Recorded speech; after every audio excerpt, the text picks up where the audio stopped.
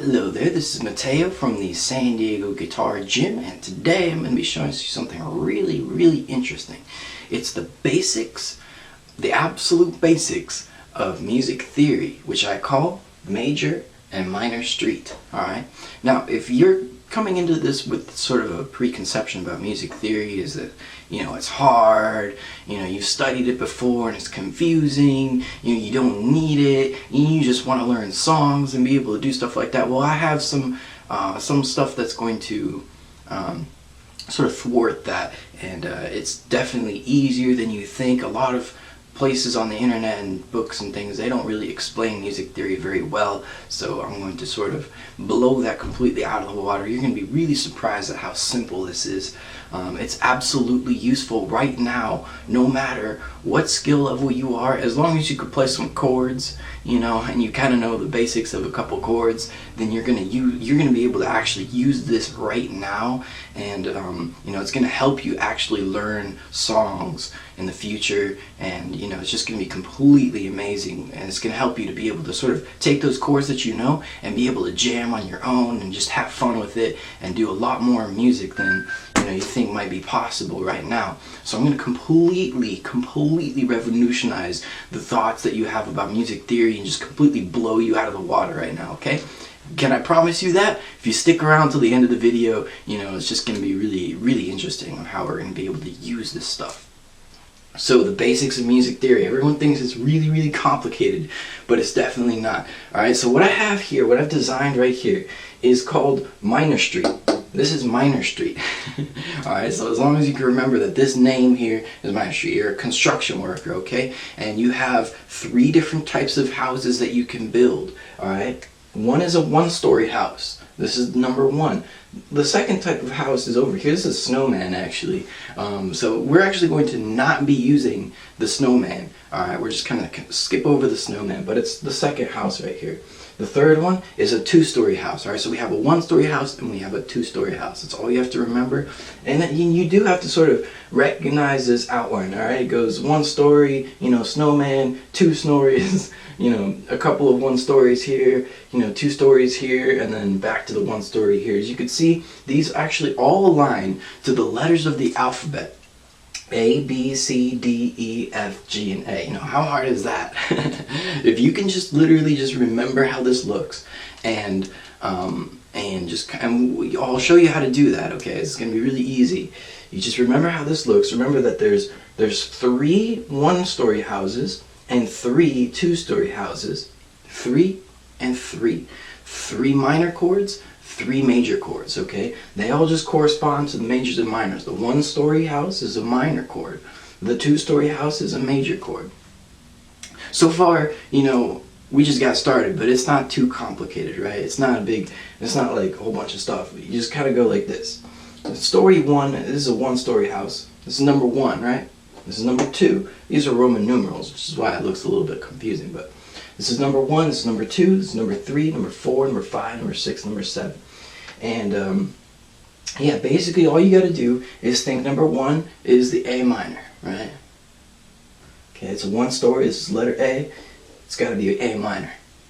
Number 2, this is B diminished, so we're going to just kind of skip over this, alright? We're not even going to use the snowman, alright? Because it's a little bit too complicated. It's the diminished chord, number 2, B. Number 3 is C. 3 is the 3rd letter, C is the 3rd letter of the alphabet, and it happens to be a 2-story house, therefore this is C major. Alright, so we have A minor, C major. Then, as we move on, we have the D, which is right here, number 4. Letter number 4, right, in the alphabet. And it looks like this is a 1-story house, this is D minor. Alright, the next house over here, Mr. E lives in Mr. E lives in the 5th house. And it happens to be a 1-story house. This is E minor right here. Alright, in the next house we have the F, Mr. F, and he's major because he's got 2 stories, okay? And the 7th house over here is G, which is G major, big 2-story house. Alright, and everything is just going to repeat over here. I made it in blue because it all just repeats over again. And that's it. That is the entirety of music theory. It just goes like that. If you can just remember the 1-story, the 2-story, the 1-story, the 1-story, the 2-story, the 2-story. That's all you have to remember. And this is going to be a massive breakthrough in music theory for you, okay? So let's put this into practice, because right now, okay, this is all concept, this is all theory and stuff, all right? Now these 7 chords, you probably know them. You probably know A minor, all right? You could probably play that. You probably know C major, you could probably play that. You probably know D minor. It's a little bit difficult, but you could probably do it anyway. You probably know the E minor, you may know the F, and you definitely know the G. So you probably know all these chords. So if you do, then that's great. Just try to remember what number they are. Alright? In fact, it's not even, yeah, it's very, very, very important that you do remember whether it's major or minor. But that's all you have to remember. A minor, you know, C, D minor, E minor, F, and G. Okay? Now, with these 7 chords, what we're going to do is something really awesome, alright? Because every single song in the history of music has always been written by using these 7 chords. Alright? So I'm trying to find an eraser here. I have an eraser. Every single song in the history of music was writing in this fashion. We have a bunch of different chords, okay? So instead of just being all theory now, let's go ahead and use this in action. Alright, so I'm going to erase these things down here just so you can sort of still see up there at the top what's going to happen. Alright? So down here, what I've got is we're going to start basically on any of these chords, and for the purposes of this lesson, I'm going to start on the 1, okay, to make it nice and easy and simple. So we're going to start on chord number 1. So I wrote a 1 right here. The next chord, I'm going to choose any of these numbers. Alright, so I'm going to happen to choose a 5. Alright, it's going to be a little lowercase 5. And I'm going to choose a 7, okay, so that's going to be number 7 right there. And I'm going to choose a 3, so let's go ahead and go to 3. And then those are the 4 chords that I'm going to choose. 1, 2, 3, and 4. Circle that. So now you can see that I've created a chord progression using this formula of chords. And the chords are underneath. The chords are going to be A minor, E minor, G, and C. So now if we go ahead and play that on the guitar right now, we're going to find that it's going to sound really, really cool. So I'm going to go get my guitar and I'm going to play this for you. Alright, so I got my handy dandy guitar here, and I'm going to be playing you these chords. It's going to sound really, really quite interesting.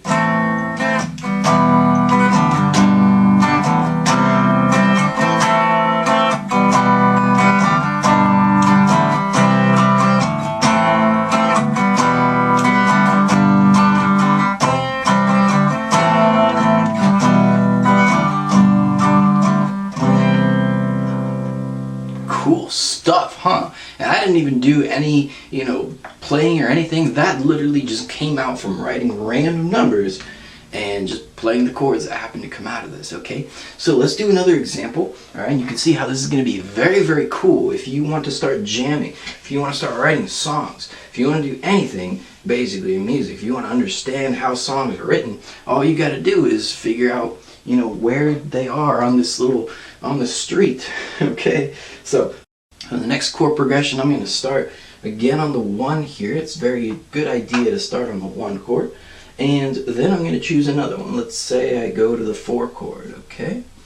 And then I shall go to the C chord, which is a 3. And eventually I'll even go to the 6 chord over here, which is the F. So I'm going to write these down for you. We have an A minor here, and we have a D minor here, and hopefully you can see this, and a C here, and a F here. So these chords, I'm going to try to play them on the guitar here to figure them out. See what they are.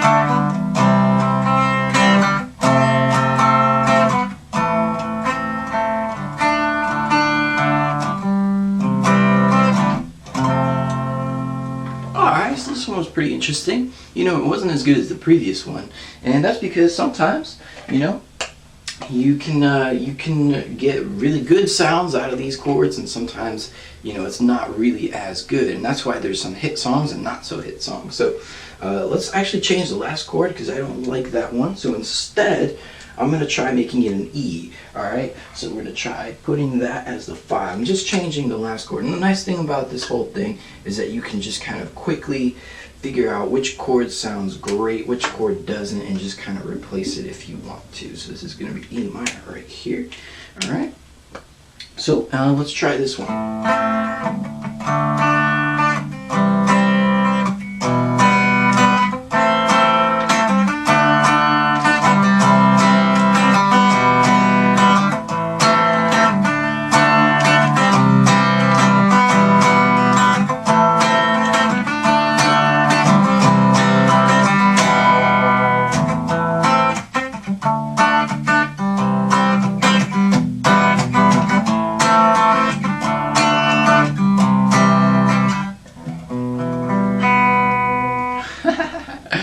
Now that one was really cool. So you just see, just changing the last chord in this progression made it all sound nice. If you know about music theory, if you understand music theory, you can easily be able to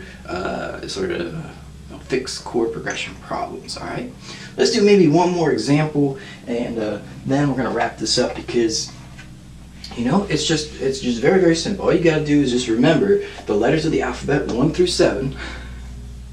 Alright, how hard is that? A, B, C, D, E, F, G. I mean, come on.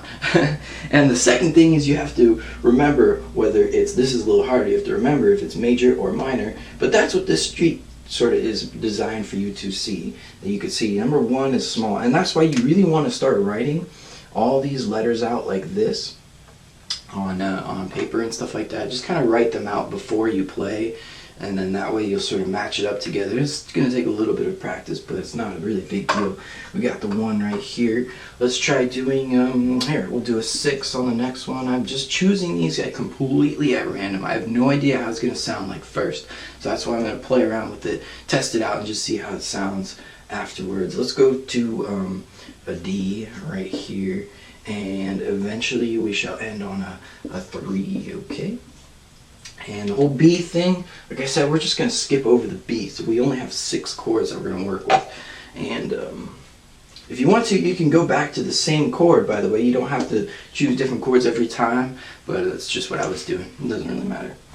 So what are these chords? We're going to look them down here. So you're going to do exactly as I just did, okay? When you do this and you practice at home, all you're going to do is you're going to look at this chart. All right, hopefully you can take some notes and draw this out on paper, okay? So you can remember how it looks, right? And then you're going to write out the letters, or the numbers, the Roman numerals like this. And then underneath, you're going to write the corresponding letters. So A minor, the 6 is F, and then the D minor here, and the 3 is C.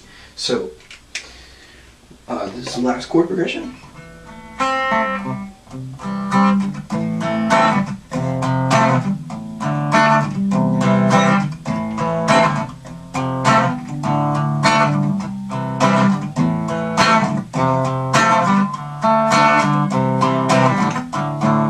It's okay.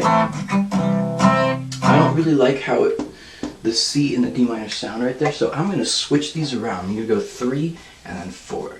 Let's see if that makes it a little bit better.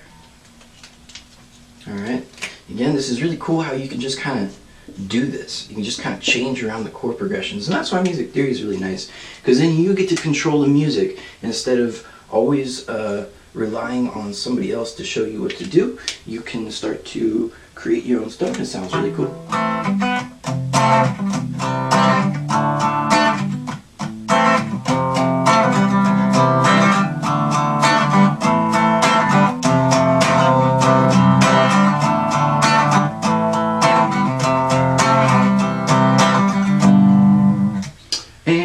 Last thing I'm going to change here, get rid of this D minor here. It sounded okay, but I'm changing it to a G just because I tried it out. I thought it sounded a little bit better. So we got this one right here, which is the G chord. Yeah, whatever. Okay.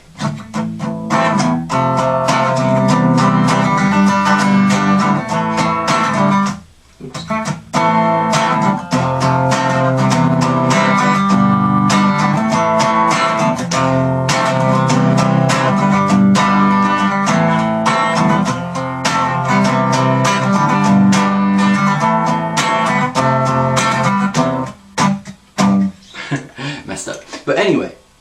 see how that one was much cooler. Started with the chord progression, it was okay. I switched it around, it was okay. Changed the last chord, now it sounds really cool.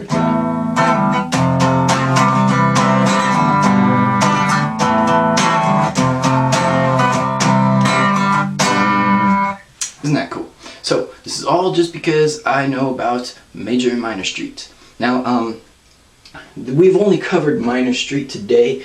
Now, basically, it says major street up here, and that's because you don't have to start on just the letter A, okay? You could start on, you know, the C right here, and C would be major street.